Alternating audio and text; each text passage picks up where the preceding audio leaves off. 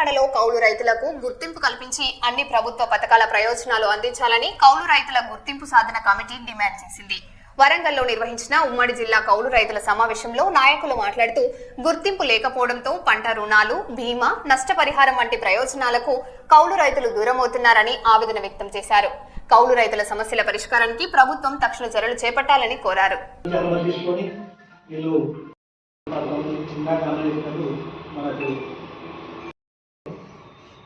గుండెపోటొచ్చి పెద్ద ఎత్తున ప్రభుత్వాలు కోరుకుంటే తప్ప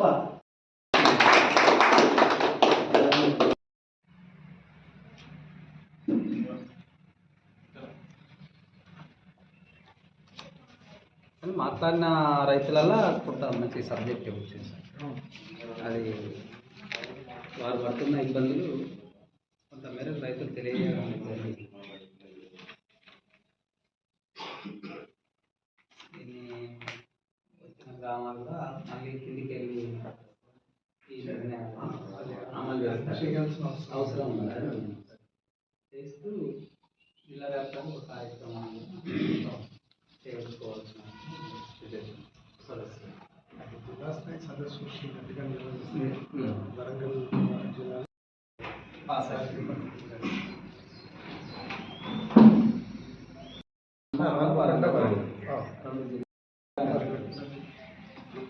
రైతు స్వరాజ్య వేదిక నుంచి తెలంగాణ కౌలు రైతుల గుర్తింపు సాధన కమిటీ సమావేశము ఉమ్మడి వరంగల్ జిల్లా ఏర్పాటు చేసిన దాంట్లో కౌలు రైతుల బాధలు ఏమిటి అనేది కౌలు రైతులే ఇక్కడికి వచ్చి పాల్గొన్న వాళ్ళు అనేక మండలాల నుంచి గ్రామాల నుంచి వచ్చారు. వాళ్ళందరూ కూడా చెప్పారు.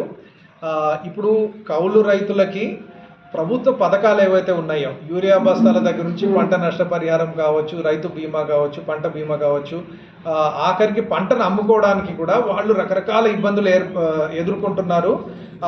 వాటి లబ్ధి ఏది కూడా కౌలు రైతులకు అందట్లేదు అని ఇక్కడ చాలా స్పష్టంగా కౌలు రైతుల నుంచి వచ్చింది. మొదటి విషయం ఏంటంటే రైతు అంటే ఎవరు అనేది ప్రభుత్వం స్పష్టంగా ఉండాలి. ఎవరైతే వాస్తవంగా భూమి మీద సాగు చేస్తున్నారో వాళ్ళకి ప్రభుత్వ సహాయం అందాలి. ఇప్పుడు 24,000 కోట్ల రూపాయలు రాష్ట్ర ప్రభుత్వం ప్రజాధనాన్ని వ్యవసాయ రంగం కోసము ఖర్చు పెడుతోంది. ఇప్పుడు ఆ 24,000 కోట్ల రూపాయలు కూడా ఎవరికి వెళ్ళాలి? వ్యవసాయం అభివృద్ధి కోసం వెళ్ళాలి. అంటే ఎవరైతే సాగు చేస్తున్నారో వాళ్ళకి సహాయం అందించే విధంగా వెళ్ళాలి. కానీ దీంట్లో ఒక 3వ భాగం కనీసం మా లెక్క ప్రకారం కనీసం ఒక 8,000 కోట్ల రూపాయలు ఎవరైతే సాగు చేయట్లేదో కానీ భూమి పట్ట వాళ్ళ పేరు మీద ఉండొచ్చు, అట్లాంటి వాళ్ళకి వెళ్తుంది కానీ సాగు చేస్తున్న వాళ్ళకి వెళ్ళట్లేదు. అంటే ఇది ప్రజాధనాన్ని దుర్వినియోగం చేయడమే అవుతుంది. కాబట్టి ఇది భూ యజమానులకి కౌలు రైతులకి మధ్యన ఉన్న విషయం కాదు. భూ యజమానులకి కౌలు రైతులకి మధ్యన గ్రామాల్లో ఎట్లన్నా కోఆపరేషన్ ఉంటుంది. కానీ ప్రభుత్వం తీసుకోవాల్సిన నిర్ణయం ఏంటంటే మేము ఇన్ని వేల కోట్ల రూపాయలు పెడుతున్నప్పుడు ఇది వ్యవసాయ రంగం అభివృద్ధి కోసం అన్నప్పుడు మేము ఈ ధనాన్ని కౌలు రైతులకు అందించే విధంగా చేయాలి. ముఖ్యంగా ఎరువులు కానీ, ఇన్పుట్ సబ్సిడీ కానీ, పంట నష్టపరిహారం కానీ, పంట రుణాలు జేఎల్జీల ద్వారా బ్యాంకు నుంచి అందించడం కానీ, పంట అమ్ముకోవడానికి వెసులుబాటు కానీ ఇవన్నీ కౌలు రైతులకు కల్పించాలంటే 2011లో అప్పటి కాంగ్రెస్ రాష్ట్ర ప్రభుత్వమే తెచ్చిన చట్టం ఉంది. ఆ చట్టం ప్రకారం సాగుదారులకి గుర్తింపు కార్డులు ఇవ్వాలి ప్రభుత్వం. అది ప్రభుత్వ బాధ్యత. ఆ చట్టాన్ని మళ్ళీ మీరు అమలు చేసి సాగుదారులందరికీ కూడా గుర్తింపు కార్డులు ఇస్తే ఆ ఒకే గుర్తింపు కార్డుతోటి అన్ని పథకాల లబ్ధి కూడా వాళ్ళకి అందుతుంది. ప్రతి పథకానికి మీరు ఒక యాప్, ఒక ఓటీపీ పెట్టి కౌలు రైతులని భూ యజమానుల దగ్గర ఉరికిలాడించడం అనేది కౌలు రైతులు సహించే పరిస్థితిలో లేరు.